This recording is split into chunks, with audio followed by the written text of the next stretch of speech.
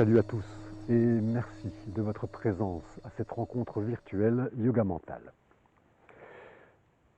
L'exercice que je vais vous proposer aujourd'hui n'était pas prévu dans cette série de Yoga Mental et pour autant, face à l'actualité, j'ai souhaité vous présenter cela. Alors, certains d'entre vous ne seront absolument pas concernés, ne seront même pas convaincus par cette pratique, et puis d'autres seront peut-être curieux de l'expérimenter. C'est une pratique qui a l'avantage, si on s'y met un petit peu, de donner des résultats au bout d'une semaine. Au bout d'une semaine, on peut déjà sentir que ce que l'on a mis en pratique donne un résultat, tout simplement. Donc cette technique est basée sur ce qu'on appelle l'autosuggestion. L'autosuggestion, alors très vite, je ne suis pas là pour vous faire un cours magistral sur l'autosuggestion. Ça a été mis au point par un pharmacien troyen qui s'appelait Émile Coué et qui a donc découvert en quelque sorte que le fait de répéter plusieurs fois par jour une phrase positive va avoir petit à petit un impact positif sur nous. Alors on peut le comprendre à partir du moment où on intègre dans nos fonctionnements le fait que notre éducation joue un rôle fondamental dans notre façon de procéder. Si enfant nous avons été très studieux à l'école, ce qui n'est absolument pas une critique, chacun a développé ses possibilités, eh bien le fait d'être entre guillemets bon élève a peut-être créé en nous certaines tensions, certains stress, l'objectif d'être toujours dans les premiers. Et cela, comme on le fait en étant enfant, adolescent, ça va s'imprégner en nous et on va garder ce mode de fonctionnement tout au long de notre existence. Et à plus ou moins long terme, ça peut peut-être, dans nos fonctionnements, dans nos rapports avec les autres, créer certaines difficultés que l'on souhaite peut-être un jour corriger. Donc on prend conscience qu'à force de répéter une attitude, on va faire de cette attitude notre propre mode de fonctionnement. L'autosuggestion va donc nous permettre, en inversant un petit peu la tendance, d'agir petit à petit de façon différente. La phrase qu'avait mis au point M. Émile Coué était assez simple à retenir. Tous les jours, à tous les points de vue, je vais de mieux en mieux. Alors pourquoi je vous propose cette pratique? D'abord, parce que dans cette période, certains d'entre vous ont été touchés par le Covid. Alors, on a quelques retours de personnes qui nous ont dit qu'ils ont été effectivement diagnostiqués Covid. Et donc dans la maladie elle-même, ça s'est plutôt bien passé pour eux, mais ils nous rapportent que la grande difficulté, c'est dans la récupération, l'après. Apparemment, une fois qu'on a été touché par la maladie, la fatigue est là et c'est assez long pour petit à petit se remettre d'aplomb. Bien sûr, cette technique est valable pour tout type de maladie. Vous subissez une opération, après l'opération, vous pouvez mettre en place cette technique, ce qui va vous aider à récupérer. Vous pouvez même la mettre en place avant l'opération, de façon à être déjà prédisposé à aller de mieux en mieux. L'intéressant, quand on a été malade, la phase de récupération, c'est que souvent, après une grippe ou après n'importe quoi, on va vouloir repartir. Mais le corps, pendant la maladie, a lutté, a souffert, donc il a besoin de se remettre en état, en quelque sorte. Souvent, cette phase de récupération est une phase de conflit parce que comme le corps est un petit peu à la traîne, la tête est repartie et elle voudrait que le corps suive le même chemin. Mais malheureusement, le corps n'en est pas là. Le corps a besoin de se reconstruire après une blessure. Un petit exemple tout simple, vous prenez un arbre. Un arbre, quand on lui coupe une branche, il va falloir 20 ans, 20 années pour que l'arbre cicatrise de cette coupure de branche. Alors nous ne sommes pas des arbres certes, mais on peut considérer qu'à partir du moment où on a traversé une maladie qui a duré un certain temps, il va falloir au moins un minimum d'autant de temps pour pouvoir récupérer, pour pouvoir permettre au corps de petit à petit se reconstruire. La technique donc, elle peut être pratiquée également par les personnes qui ont une préférence pour le yoga traditionnel. hein, des personnes qui peut-être utilisent le mantra. Le mantra, c'est la répétition d'une phrase.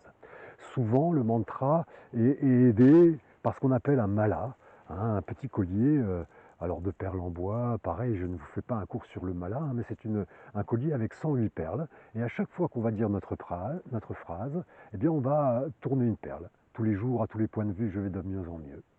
Tous les jours, à tous les points de vue, je vais de mieux en mieux. On tourne une perle. Tous les jours, à tous les points de vue, je vais de mieux en mieux. On tourne une perle. Ce qui fait que si on n'a pas le temps dans la journée de se dire cette phrase, eh bien, si vous êtes adepte de la méditation, vous pouvez vous asseoir, prendre votre mala et au rythme de votre souffle, en inspirant tous les jours à tous les points de vue, je vais de mieux en mieux, en expirant tous les jours à tous les points de vue, je vais de mieux en mieux. Et bien sûr, on a tourné pour un souffle de perles. Au bout de 54 respirations, on a fait notre méditation.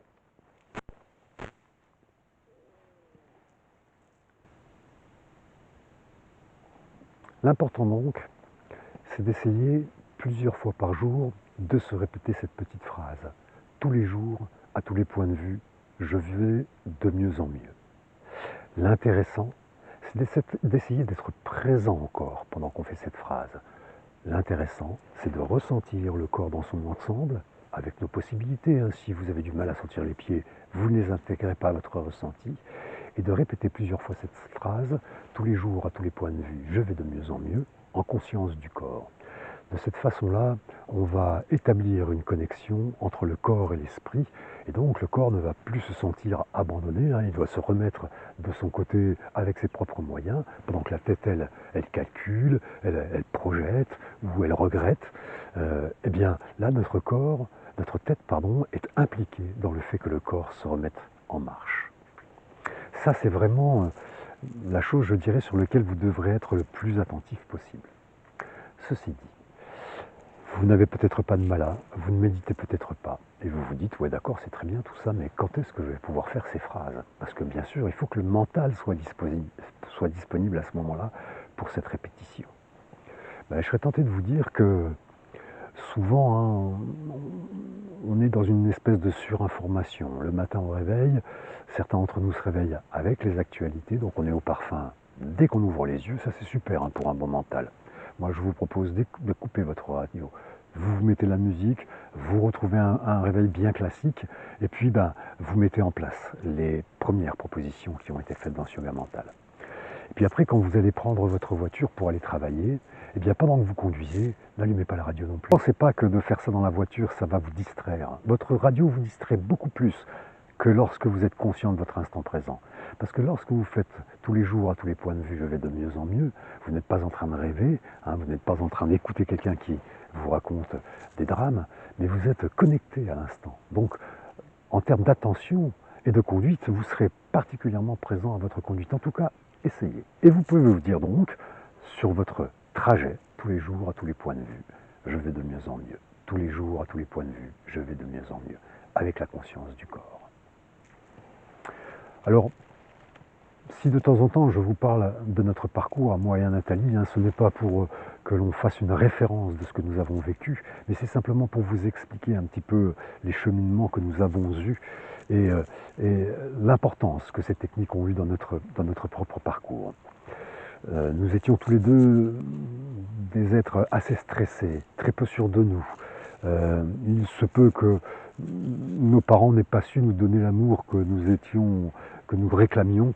Et donc on a tous les deux vécu une véritable fracture. On était en manque de quelque chose.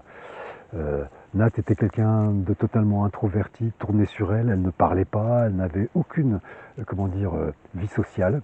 Et puis à l'inverse, Alex, lui, il était un petit peu dans le fait de se montrer en permanence, beaucoup de paroles, beaucoup de tensions, je serrais les dents, je contractais les muscles de la mâchoire, j'avais les fesses et les poings serrés en permanence, jusqu'au moment où il y a eu une forme d'étouffement chez l'un et chez l'autre, hein, on ne pouvait plus avancer. Et donc il était temps pour nous de se remettre en question. Et une des premières choses auxquelles nous avons été mis en contact dans cette période, c'est justement la technique d'Émile Coué, cette fameuse autosuggestion. Alors moi j'avais la chance d'avoir un travail qui me laissait à peu près 20 minutes de solitude totale hein, dans ma journée, j'ouvrais et je fermais un établissement scolaire, un peu plus de 20 minutes d'ailleurs. Et donc à ce moment-là, c'était le moment propice, je sortais mon mala, et puis je faisais le tour de l'établissement scolaire, et tous les jours, à tous les points de vue, je vais de mieux en mieux, tous les jours, à tous les points de vue, je vais de mieux en mieux, et je tournais mes perles. Tous les jours à faire ça, 5 jours par semaine, après je le faisais en promenant mon chien, parce qu'on peut le faire à tout moment quand on a de la bonne volonté, eh bien ça me faisait faire quand même, je faisais 4 malas, un minimum de 4 malas par jour. Donc 420 fois par jour, je me répétais que tous les jours, à tous les points de vue, j'allais de mieux en mieux. Puis parfois même plus, je montais même jusqu'à 1000 fois par jour. Il m'a fallu à peu près 6 mois pour passer d'un état totalement dépressif à un état, alors je ne vais pas dire d'illumination, je n'étais pas encore le Bouddha, mais vraiment c'était quelque chose qui m'a permis de me redresser, de me sentir mieux, d'avancer en confiance, de décrisper un petit peu ce corps, de le sentir mieux. J'ai pour habitude de dire que je me sens mieux dans mon corps à 58 ans maintenant qu'à lorsque j'en avais 30. Donc c'est vraiment quelque chose qui, lorsqu'on le pratique, va donner un résultat. Au même titre, alors je ne fais pas faire de comparaison, je ne suis pas opposé à la médecine, et puis je ne suis pas là non plus pour vous donner des données scientifiques. Ma donnée scientifique, c'est ma propre expérience, mais également l'expérience d'autres.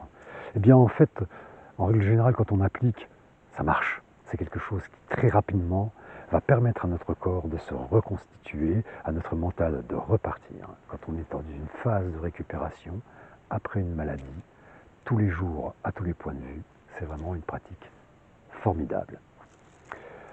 Alors, particulièrement pour ce petit yoga mental, je vous souhaite de bien travailler, de vous y impliquer parce que vous allez voir que c'est pas magique, mais ça fait vraiment du bien. Et je vous souhaite à tous une bonne pratique. Merci de votre attention. À très bientôt et portez-vous bien. Salut à tous.